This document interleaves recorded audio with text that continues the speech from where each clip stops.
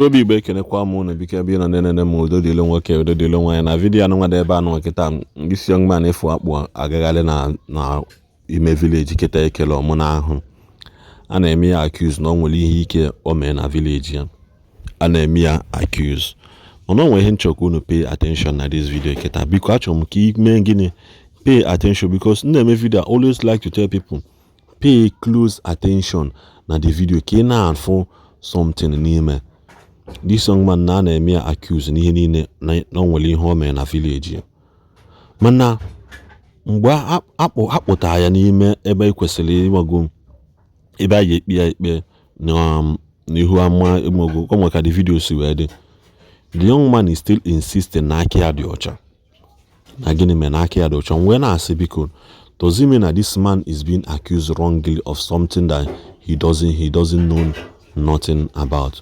So biko achọrọ m ka unu gụchaa ntị unu ọfụma ka unu nwee ike ghọta ebe this video si aga biko na neneja na this video welezie na anya unu wee kpọọ result onwezikwa ihe ọbụla ịghọta na the video ọ bụ na the video mee around you you can also comment na the comment section jụa ọkwuo anyị ka the thing si wee mee because na most of the Igbo asụlụ ebe a bụ asụ ya na dialect the village so pay attention very well ka ịghọta ihe mee na this video ngwanụnụ na the full video ka unu fụ ihe mee nji wee kwuo ihe ngwu tata.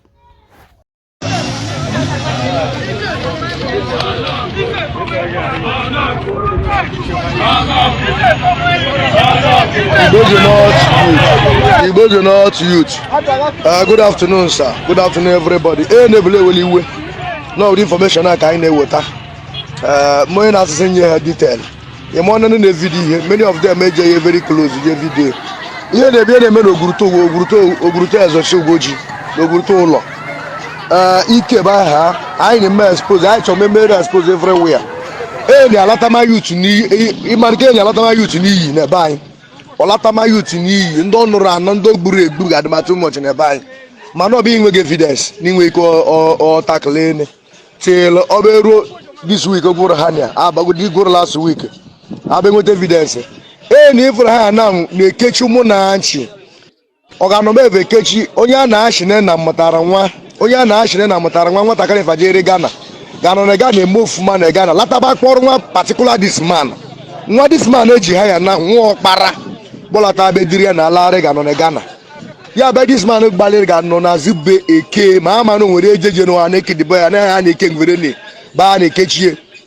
Ogaraga na emenu ofuma. De nwago abejide be anoda mbo mo ye no membe chiri ememe be video even a video ya na na social media.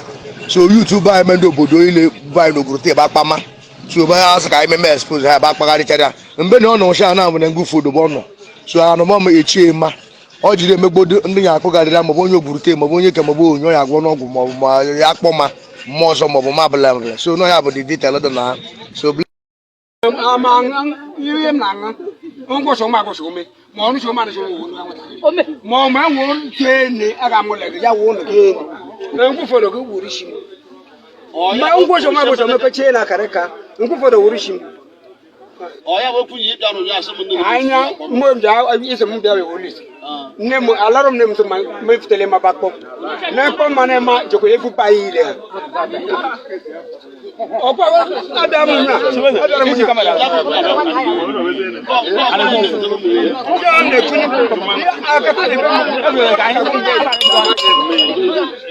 ko e borugo ha ke bubo ni ha na na-ebushi mmadụ na na-emegị ma wait Nne ọnụ sị gị ya akpọ mmanụ ha ga-ebo na ebu inu mmanụ nne ututu tanya before epure mbegoro ọjị n'ume nwe bịa bigoro ọjị yere we pass ka m je we pass ba sị ba rịgbo ba sị na we mbegoro mụ be mmemme obe mbịa ba azamanye mụ na ọgbarata ikpo machine kọrọ dị ijiri anyị ute ọgọ mụ na anyị ọgọ m biji ọ bụ okwu onye ihe bụ ọmụ mmenwe bịa okwu onye ihe ya bịa efu mụ gịnị bụ ọmụ mmeri ma na-asụ na Facebook ọ bụ na afụ m na Facebook m na-ekechi ene nwunye ọkpara m ifube ọnụ hechara be m na-agọ mee nwa m ọkpara n'obe nwa ọkpara m mee nwa ọkpara m bụ be mbụ nọ bifo na ya na nwa ejere chi bayasa jere towu mpe mbụ nọrọ m zọrere azụcha bifo ọ lọtaba akpọle nwa m so na afụ m zugori na ayenye meka kwali nwam oke amago mbe ye ne gbotara be kure ke jakum le ko anya gibam de kenu nwa asa mo bi go ameka ona bi wele ndu mo gire zo ne ayo gire zo anta ameka oju na ameka yo hale ta kumutabo mama kwali re ta le sa ga mi kwali ya tai ogane ko oke ni fa nwa pe baba kuba na mu kure o beru te ba se asa unu tele internet ya o sheme inyo shi chance okola ikpete o hanya ande ya adite na inanguma kai ka do ye ka ama ngama ngo so ni so na iji ya mama ye me ma ya ne Africa ni ya na omba cheme me ni yojo ma ncheme anya mu lako me mu cheme mu uka de ni pese angu mememu iyem ngugbo no bu ya memegi angu just be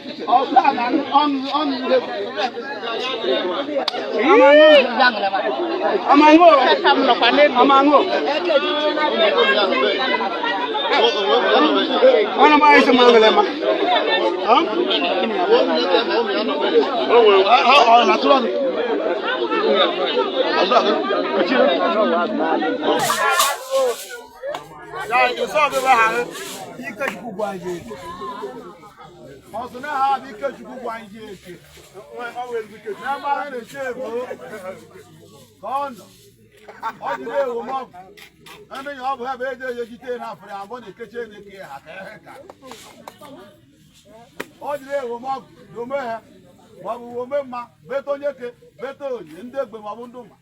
Saje gute ni honye ke na obia be di ke governor mo hale no ngugbo yo mu bomi hezi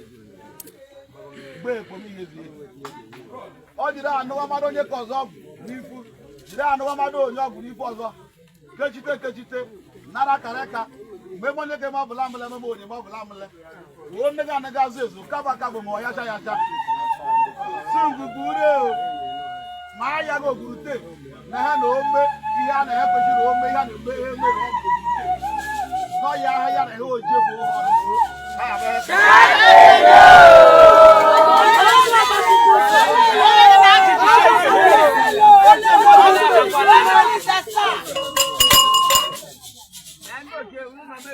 ai nói hơn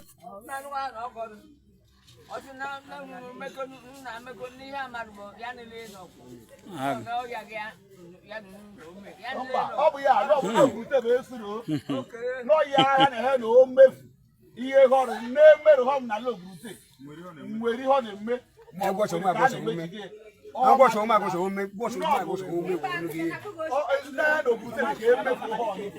nọ ya gogurute ome manya ọ na-aṅụ aya gogurute ome ihe ogurute kwesịrị ome ogurute na-akata ka ihe akara ike chukwu gwa anyị